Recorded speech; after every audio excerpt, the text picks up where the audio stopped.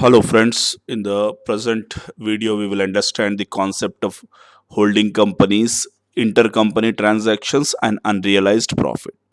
So this is the third video of holding companies. Prior to this, two videos were made based on basic concept, introduction, basic concepts and university level problems have been solved in the earlier videos. Regarding those two videos, you will find in the I button, as well as I will provide the link in the description box. So here in this video we will understand intercompany transactions and unrealized profit concept, right?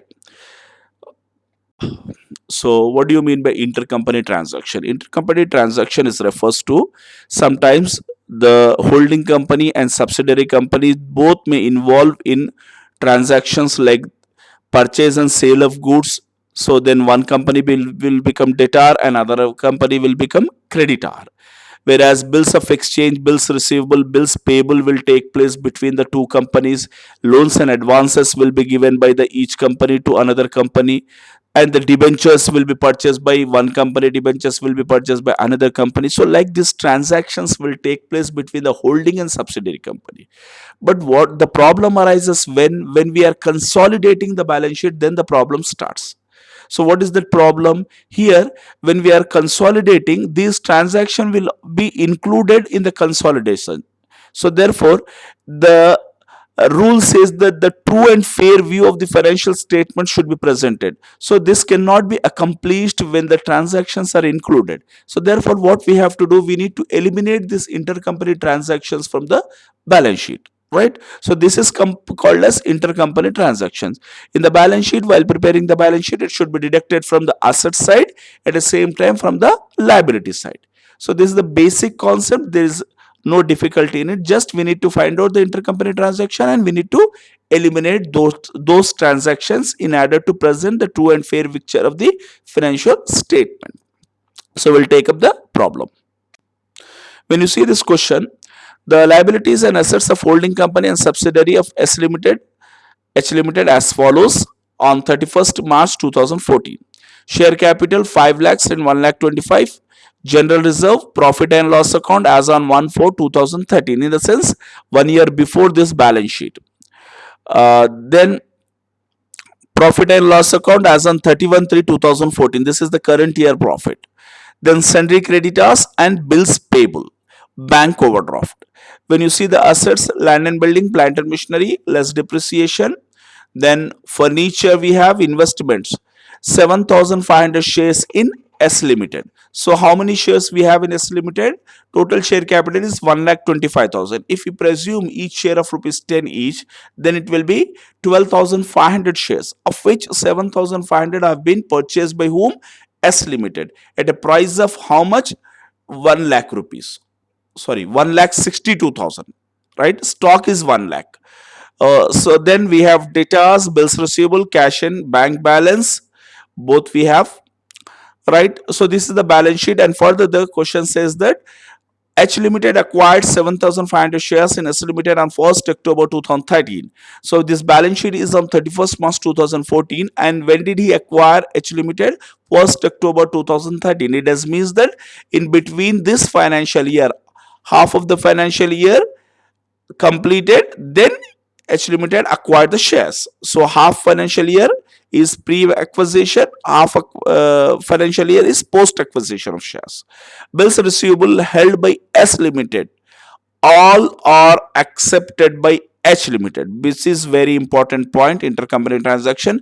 Bills receivable held by S Limited. So how much is the value of bills receivable? 25,000 is the bills receivable held by S Limited. All are accepted by H Limited, in the sense when it is accepted by H, it will be there in the balance sheet of H Limited.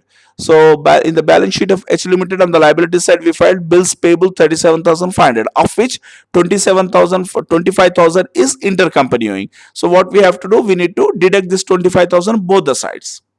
Then a sum of 15,000 owing by H Limited in respect of goods supplied by S Limited, prepare consolidated balance sheet. So 15,000 owing by H Limited. So H Limited has to pay to S Limited. So in H Limited creditors, 25,000, sorry, 15,000 lies, and S Limited debtors, 15,000 lies. So what we have to do, we need to eliminate while preparing the consolidated balance sheet, that is 15,000 from debtors, 15,000 from creditors. So this is the things we need to, these are the things we need to do. So we'll come to the solution. So again, I have taken the question for quick revision. Right, when you come to the solution, the same procedure in the earlier videos I have provided. The videos will be available in the description box. At the same time, in the I button even, I will share those videos. Balance sheet of H Limited as on 31st March 2014 it should be, right. So we have liabilities rupees, amount, assets rupees, right. So balance sheet date, it should be 14 actually, it should not be 2000, right. No problem, there will not be any change in the question, right. Now we will come to the working notes. When you see the working notes, first working note is the same calculation of share of H Limited and minorities. How to calculate?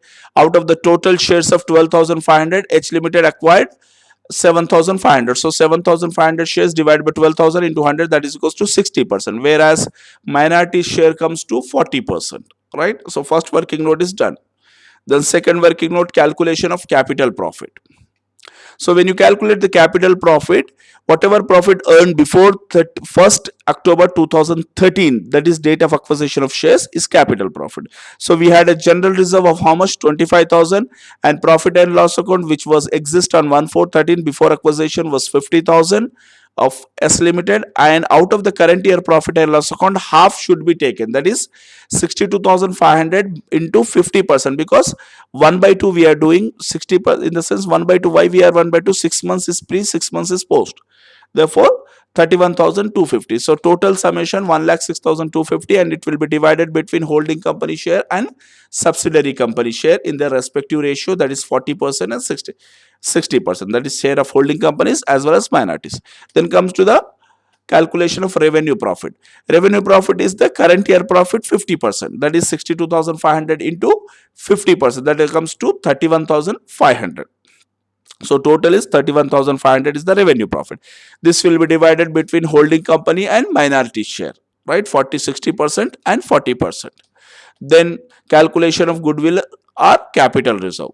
How to calculate? Cost of shares purchased is 1,62,500 given in the question, minus face value of the shares purchased, that is 7,500 into 10, minus share of capital profit, H company share, H Limited share of capital profit, that is 63,500. So comes to 23,750. What figure we are getting? Positive figure, therefore it is goodwill. Then come to the calculation of minority interest. So face value of shares held by minorities 5,000 into 10, 50,000. Revenue profit share, capital profit shares, both we have added, we got what? Minority interest. Once these all workings are done, then prepare the balance sheet by applying these values. So this is the balance sheet of H Limited. So share capital of H Limited is how much? 5 lakhs. The straight away general reserve of H Limited is 75,000 given in the balance sheet. P&L account of H Limited, that is last year's profit. Profit and loss account of H Limited is how much? Right. So total profit and loss account I have consolidated, that is 1 lakh plus 1,25,000, these two values of H Limited only, plus what is the profit of revenue profit share of H Limited, that is 18,750. These three items added and shown under the head profit and loss account, 2,43,750. Then we have sundry creditors, made the summation 75,000, 75,000, 1,50,000 minus intercompany transaction which is there in the balance sheet adjustment, that is question adjustment. H Limited is what did he say? A sum of 15,000 owing by H Limited in respect of goods supplied by S Limited. So this 15,000 is included in creditors as well as debtors. So we are deducting from sundry creditors, right, 1,35,000 outer column. Then we are writing bills payable. So 37,500 minus 25,000. Why this 25,000? Because bills are accepted by H Limited. So it is there in the liabilities of H Limited. So 25,000 we are deducting. Then bank OD, then minority interest.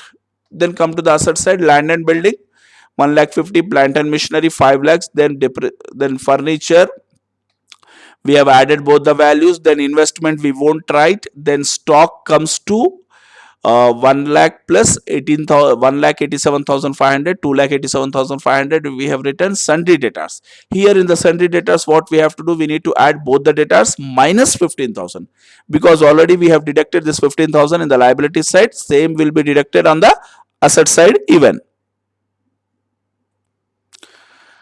Then once it is deducted, it will be written 80,000 outer column. Then bills receivable, the same way, 25,000 minus 25,000. This entire 25,000 has been accepted by H Limited. Therefore, what we are doing, we are deducting 25,000. Therefore, it will be 0, no value. Then bank balance, we have made the summation. Cash in hand, we made the summation. Then our balance sheet is, then goodwill, most important, that is 23,750 we need to write. So fortunately our balance sheet is getting tallied. This is the way we need to do the balance sheet, right? So we have done only one new thing, that is we have deducted intercompany transaction in the balance sheet while preparing the consolidated balance sheet on the both the sides, right? The next question, next concept is unrealized profit. What is this unrealized profit is refers to here? Here unrealized profit stands for whenever H company or S company, one of these two companies sells goods to another company, like the same either H or S, then what will happen, will sell at a profit of, at a profit. Suppose some X amount of material has been sold, then that material will be sold at a profit. So then what will happen, if some of the profit, if or some portion of the some portion of the material is sold by H Limited to S Limited, presume that is lies in the balance sheet of S Limited. In such a case, what will happen, the amount of stock will also inclusive of the amount of certain amount of profit which was charged by whom, H Limited. So what is the problem here arises when we are consolidating, this profit will also included in the balance sheet, liability side in P&L account of H Limited, and asset side in the stock of S Limited. So what we have to do, we need to eliminate this amount. How to eliminate? By deducting, by calculation of unrealized profit, right? So that is this concept says. So this is the basic theoretical crux which I have explained, right? So we will see the question and we will understand how to prepare, how to calculate the unrealized profit even. So how to calculate unrealized profit? There are two formulas for unrealized profit calculation given in the question. If it is on sales, then unsold stock into rate divided by 100. If it is on cost, then unsold stock into rate divided by 100. So this is the similar concept of insurance claim. Insurance claim videos are also prepared, also made. So those videos links will be shared in the I button as well as in the description box even. Then we will come to the question. So the question says that liabilities and assets of H Limited and S Limited is given as on 31st March 2014. Share capital, profit and loss account, general reserve and sundry creditors, then building, plant and machinery, furniture, investment, 5,000 shares in S Limited. So how many shares? When you see the share capital, we have 75,000 is the share capital, each of rupees 10 each, in the sense 7,500 shares. So 7,500 of which 5,000 has been purchased by H Limited at 65,000. Then sundry debtors we have stock and cash we have. Then prepare the consolidated balance sheet as on 31st December 2014 by considering the following information. H Limited acquired the shares in S Limited on 1st January 2014. This in the sense 1 year before this balance sheet. Profit and loss account and general reserve were 18,750 and 20,000 on the date of acquisition of shares. Stock of rupees 40,000 held by S Limited. This is the most important adjustment. Includes 15,000 of goods purchased from H Limited, who has charged a profit of 25% cost. So for total stock of 40,000 held by S Limited,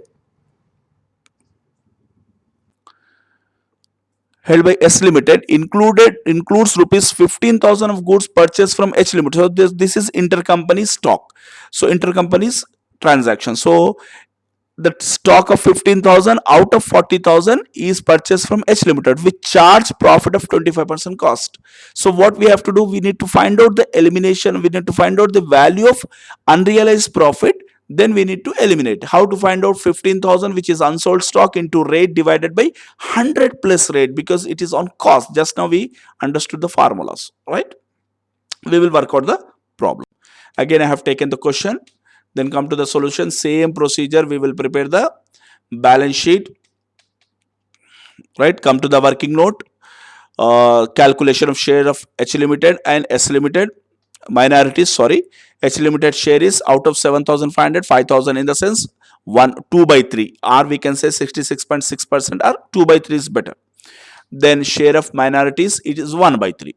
Then calculation of capital profit, general reserve we had how much, 20,000, and P&L account we had 18, comes together 38,750. It should be divided between holding and minorities in their respective ratio, that is 2 by 3, 1 by 3.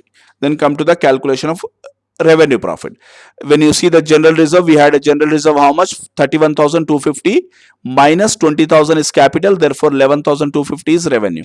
Out of P&L account, how much P&L account we have, 25,000, right? So P&L account is 25,000. How we got this 25,000? Out of 31,250, sorry, P&L account is 75,000, sorry, 31,000. Out of 31,250, extremely sorry, this P&L account, right? 43,750, this P&L account. Out of this 43,750, how much we have to deduct? That is, profit is already, capital profit is 18,750 given in the question. So 43,750 minus 18,750 will get 25,000, right? So total is 36,250. Then it should be divided into holding company and minority shares in the respective ratio, right? Then calculation of goodwill or capital reserve. Cost of shares purchased 65, face value of shares is 5,000, sorry, into 10 each share, 50,000, share of capital profit, then you will get what, minus figure, therefore it is capital reserve. So we are getting negative figure, hence it is called as capital reserve. Further, we will calculate minority interest, face value of shares held by minority, that is 2,500 into 10, 25,000, add revenue profit, add capital profit, both you have added, you will get 50,000 as minority interest. Then the last working note, sixth working note, calculation of unrealized profit. So just now I have explained, that is 15,000 into 25 divided by 125, because rate divided by 100 plus rate when it is given on cost, therefore 3,000 is the unrealized profit. Clear? This should be deducted. So we will prepare the balance sheet. So when come to the share capital, 2,50,000, then general reserve 1 lakh rupees, then P&L account, see the working P&L account. So total P&L account is 75,000 of H Limited plus revenue profit of H Limited is 24,167 minus 3,000. What is this 3,000? This is unrealized profit. Just now we calculated. So this should be deducted from P&L account. So 96,167. Then capital reserve, just now we calculated the capital reserve, we got 10,833. Then sundry creditors, then minority interest. Sundry creditors added both, minority interest is written as usual. Then land and building is given in the question, the same will be added, plant and machinery will be added, furniture will be added, then sundry debtors will be added and written, investment will not be written. Then when you come to the stock, you see the stock calculation, both stocks were added, 80 plus 40 minus unrealized profit we have to deduct, because unrealized stock, unsold stock lies in the stock, no, from, therefore it should be deducted from, unrealized profit will be deducted from stock only. So comes to 1,17,000. Then cash in hand we have written. So fortunately we could able to tally the balance sheet. So this is the way we need to do. So most important new point in this case is unrealized profit. What we have to do with this unrealized profit, it should be deducted from P&L account on the liabilities side and stock from the asset side to give the true and fair picture of the balance sheet. Clear? So this is the format, this is the procedure of preparation. Thank you very much. Thank you very much for watching the video. I hope I made you understand the basic and entire crux of this. And please do subscribe my channel, Mentor the Trusted Guide, and motivate me to make more qualitative videos and provide more videos. Thank you very much. Right.